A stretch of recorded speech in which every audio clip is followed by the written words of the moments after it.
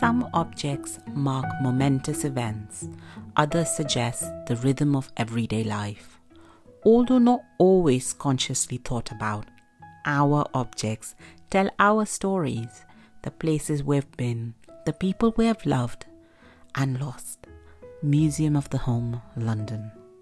Hi everyone, I'm Parul and I love to draw everyday life, telling stories through objects that we surround ourselves with, capturing the little details and the little moments. And today I want to take you along with me on a very special visit to one of my favorite places here in London. It's the Museum of the Home. It's a place I go when I'm trying to find inspiration from both the past and the present. Tucked away in East London, right next to Hoxton Station, this completely free and unique museum started out as a museum for furniture and woodwork, and later shifted focus to the history of domestic life and documenting front rooms. And now, with its new rebrand, the focus has shifted again to tell stories of all the different communities that call Britain their home.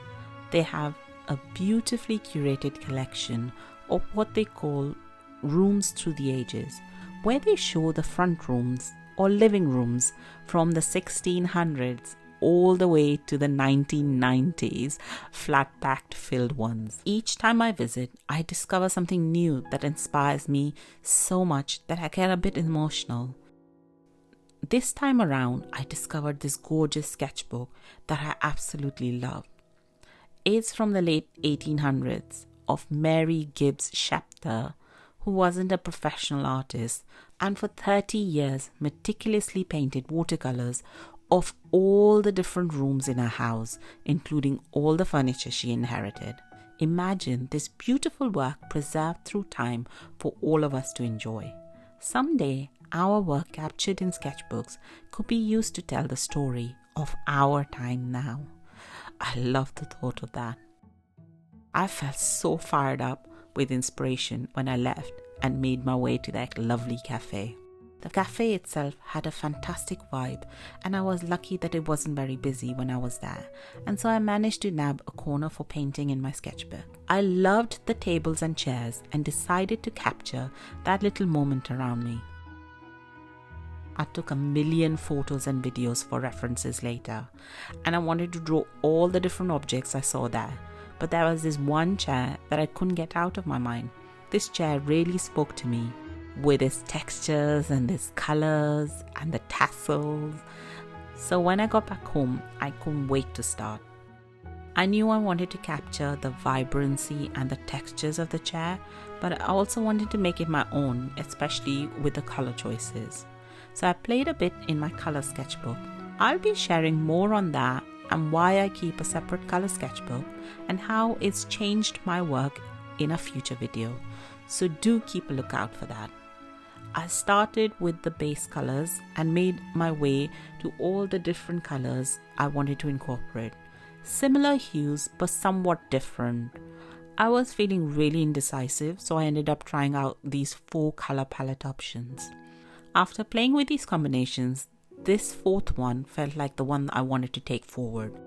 I love the warmth and the vibrance of the colors, so that's where my drawing started.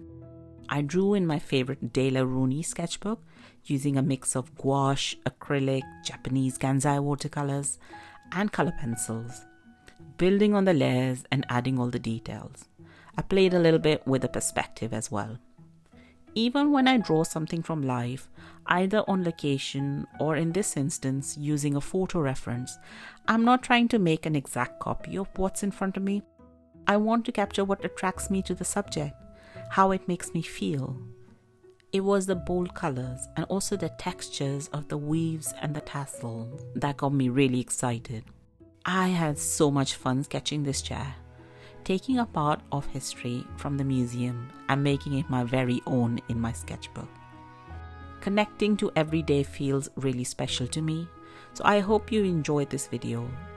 If you're new here, you might not know, but I love drawing in my sketchbooks, and I made this fun video where I deep dive in a very special sketchbook tour. So please do check it out. Until next time.